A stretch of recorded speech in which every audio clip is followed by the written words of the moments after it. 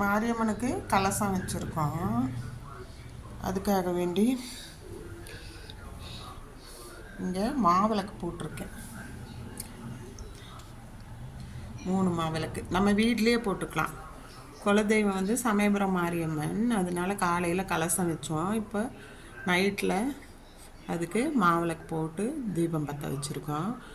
இது வந்து சுகர் சிரப்பில் ஏலக்காய் சுக்குப்பொடி போட்டு நல்லா கொதிக்க வச்சு ரெடிமேட் அரிசி மாவு இருக்குல்ல கடையில் விற்கிறது, அதையே வாங்கி போட்டு கொஞ்ச நேரம் ஊற வச்சிடணும்.